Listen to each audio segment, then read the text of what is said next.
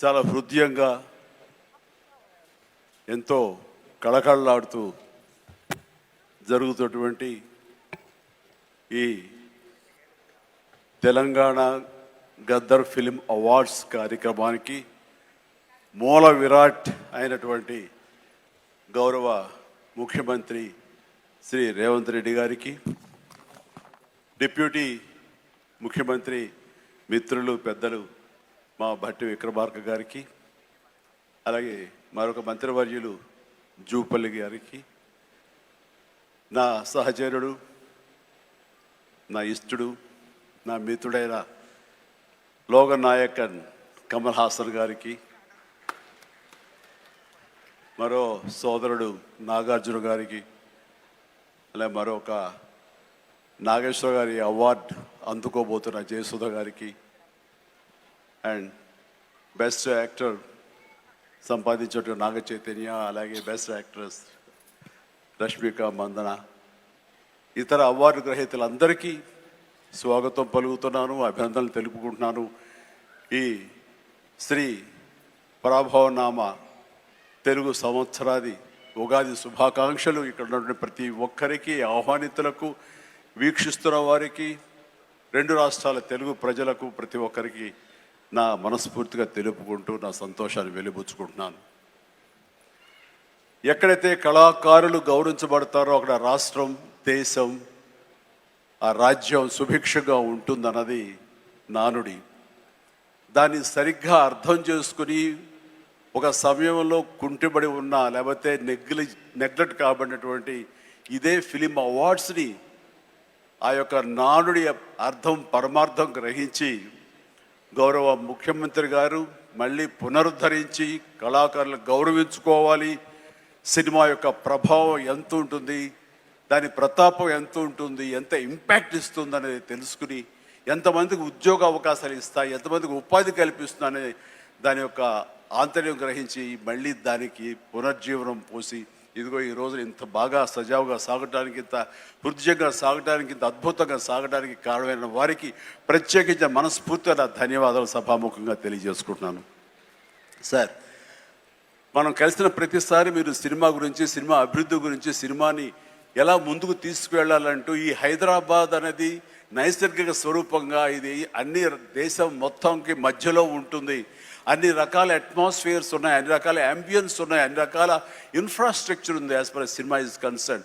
కాబట్టి ఇక్కడ ఒక తెలుగు సినిమా కాదు, లేదా దక్షిణ భారత సినిమా కాదు, భారతదేశ సినిమా అని ఇక్కడ కేంద్రంగా ఉంచడం, భవిష్యత్తులో ప్రపంచ దేశ సినిమాలను కూడా ఇక్కడ ఆహ్వానించేలాగా మనం అన్ని అభివృద్ధి చేయాలి, దానికి అవసరట్లుగా మేమందరం సమాయుత్తం అయ్యామంటూ దానికి ప్రత్యేకించి ఈ కార్యక్రమాన్ని, ఈ యొక్క దీన్ని బృహత్ కార్యాన్ని భట్టి గారికి అప్పచెప్పారు.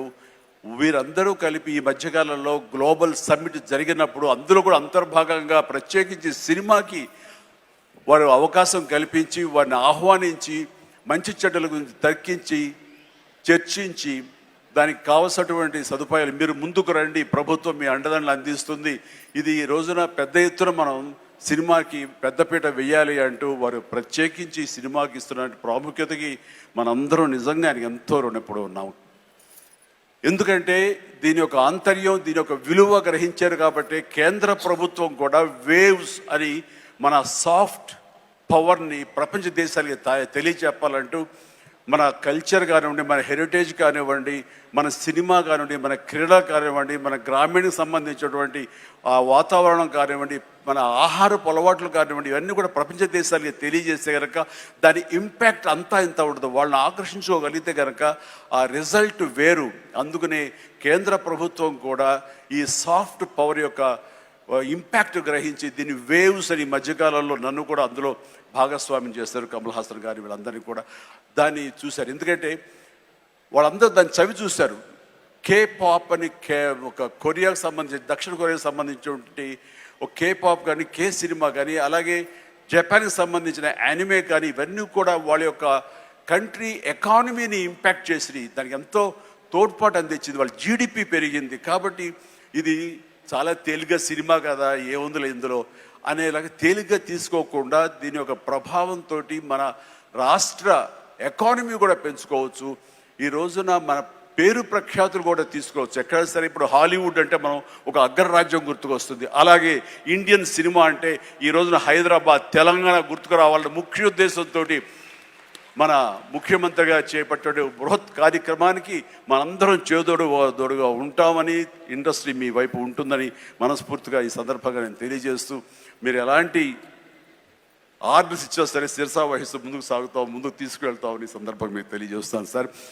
ఇక్కడ సందర్భం అసందర్భం అని తెలియదు కానీ మన పక్క రాష్ట్రం అయినటువంటి మనో తెలుగు రాష్ట్రం ఈ కళాకారుల పట్ల, ఈ సినిమాల పట్ల వాళ్ళని ఉత్సాహపరిచే దాని విధానంలో కొంచెం వెనకంజ వేసే ఉందనుకుంటున్నాను. కాబట్టి సినిమా వాళ్ళకి అతి దగ్గరగా ఉన్నటువంటి ముఖ్యమంత్రి గారు నారా చంద్రబాబు నాయుడు గారు, ఆయన కూడా దీన్ని ఇన్స్పిరేషన్గా తీసుకుని మరింత ప్రోత్సహిస్తే కనుక మీరు ఇచ్చే ఉత్సాహంతో ఎంతోమంది యంగ్స్టర్స్ ఈ రోజున మరిన్ని సినిమాలు చేస్తారు. ఆ సినిమా రెవెన్యూ కూడా మనకి కంట్రిబ్యూట్ అవుతుంది మన స్టేట్ ఎకానమీకి. అది కూడా ఒక ఆలోచన పెట్టవలసిందిగా వినమ్రంగా ఈ వేదిక ఇచ్చే వారికి విన్నవించుకుంటున్నాను. అలాగే మన ఈ కార్యక్రమం, ఈ అవార్డులను చూస్తుంటే కనుక ఇది సీనియర్స్కి గౌరవాన్ని ఇచ్చే విధంగాను, అలాగే యంగ్స్టర్స్ని ఉత్సాహపరిచే విధంగాను చాలా చక్కగా ఈ అవార్డులు ఎంపిక జరిగింది. దాని కానీ ప్రత్యేకించి మన జ్యూరీ కమిటీకి కానీ, ఈ అవార్డుల కమిటీ సభ్యులకి ప్రతి ఒక్కరికి నా హృదయపూర్వక అభినందనలు తెలియజేస్తున్నాను. మరొకసారి ప్రతి ఒక్కరికి నా ధన్యవాదాలు తెలియజేసుకుంటూ ఉగాది శుభాకాంక్షలు తెలియజేస్తాను. ధన్యవాదాలు. Thank you so much sir.